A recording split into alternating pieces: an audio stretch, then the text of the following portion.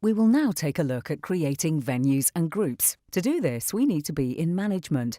So I'm going to click the menu option on the left-hand side and scroll down to Management. Then select Venues. The page will load with a number of options along the top, and by default, you'll start on the Details tab. This will show the information already entered about the customer. We're going to click on to the Venues and Groups tab, and from here, we can view venues by groups or view as a list. At the moment, because we do have a group already created, we can expand this group to display any venues within.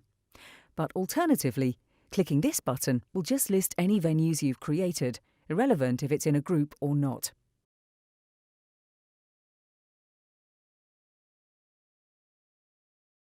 You have options at the end of each customer, existing venue or a group, but these do differ. Clicking Options against the customer allows you to then add a new venue or add a new group. Against the venue, we have the option to edit the details, impersonate or duplicate. Duplicate is a quick way of creating a new venue. The options for groups gives you the ability to add a new venue to this group directly or to add a group within a group, and again, edit the ones you've already created. Now I'm going to create one under the customer, so it's not within a group. I'm going to click Add Venue. The window will open asking if you'd like to create the venue using the wizard helper. You can say No, use Standard, and this will give you the different screens for you to enter. We advise always using the wizard because this will guide you through advising what details do need to be provided. So I'm going to click Yes, use wizard.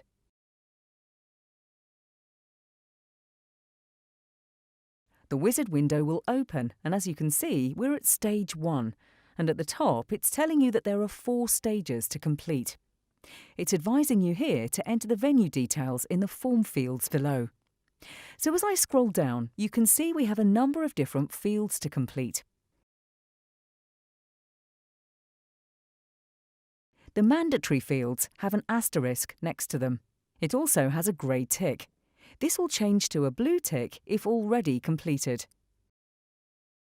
We need to make sure we've completed at least the minimum fields of information.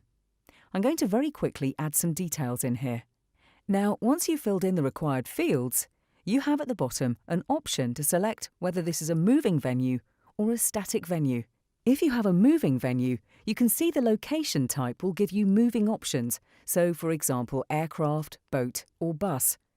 Whereas if this toggle is switched off, these would be static locations. You can then enter the longitude and latitude if you know these details. These are set by default, but we can change these at a later time if required. All the details have now been completed, so I'll click Next.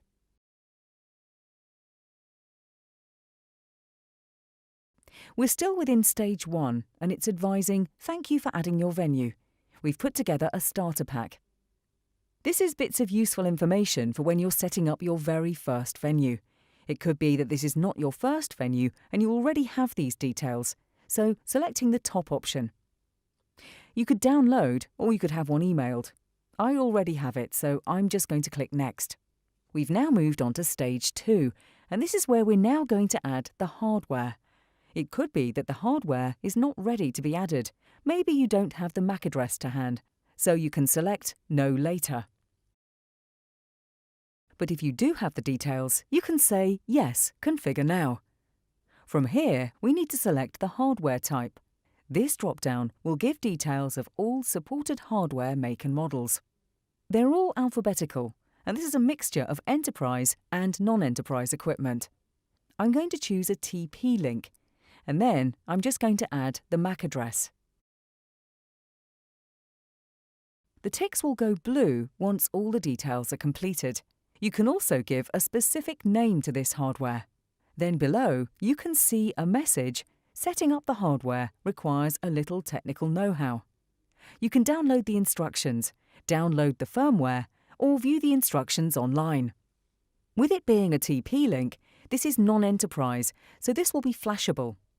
We're going to flash this piece of hardware with the purple firmware. If this was enterprise hardware we selected, you wouldn't have the download firmware option. You'd simply have to follow the instructions on how to configure within the cloud for that hardware. The first thing I'll do is click on Download Firmware. As you can see, it's downloaded and showing at the bottom of the page. It's also now in my Download folder. And now I'm going to view the instructions online. An additional window has now opened, and this is a specific guide for that make and model of hardware I selected. You now need to go through these instructions step by step. It gives you screenshots of where you need to click. And as you go through this guide, you'll get to the area where you'll flash the hardware with the firmware we downloaded. When the firmware upgrade is completed, you'll no longer have the TP-Link firmware on the device, but the purple firmware. This will give you a new username and login details, which you can access from the Hardware tab if needed. Clicking back into purple, we've now completed this part, so can click Next. The screen will load. We're still within stage 2, but in the second stage. This is now allowing us to create a public SSIDs. Now, because it's flashed hardware, we get 3 options. You get one public network SSID, which will always say Purple Wi-Fi. This is not editable, but can be switched off using the toggle button if you don't want it to be broadcast. Then we have a public network 2, which will pick up the name of the venue. The SSID is editable, so can be changed as required. You can also turn this SSID off, but you must have one active. Finally, you have a private network. This could be perhaps if you have staff members, you may want them to access the Wi-Fi, but don't want their details getting mixed with the customer details.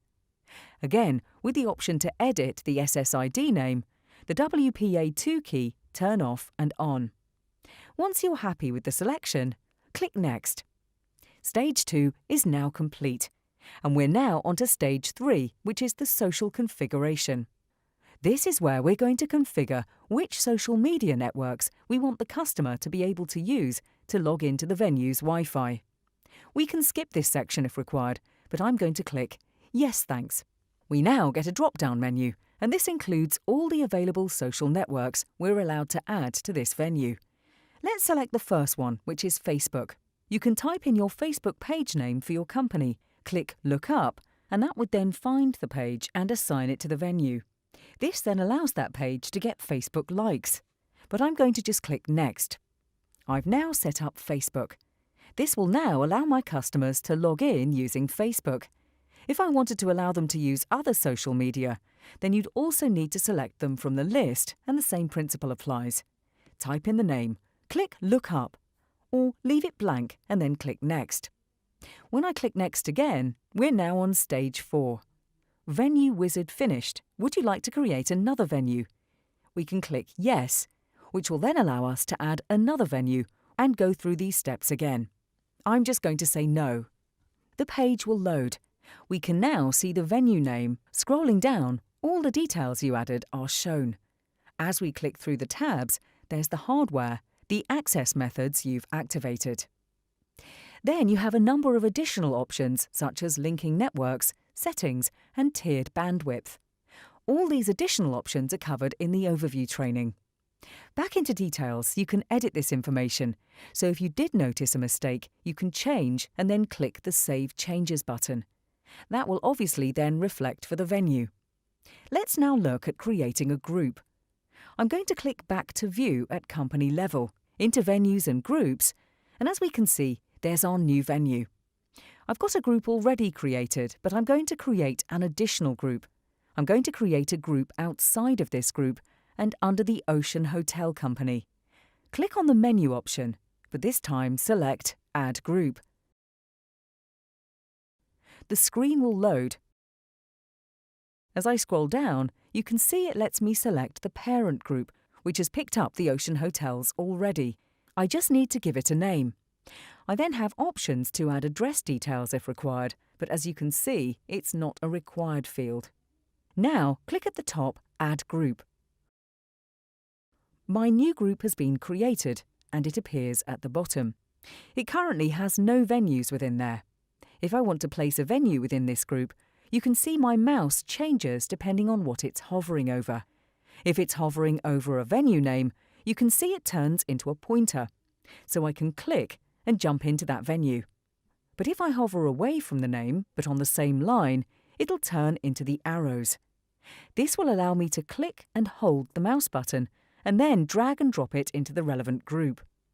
I'm going to drop this into the training group. As you can see, the group has changed to show a 1. It's expanded to show me that venue. You can create as many groups as required.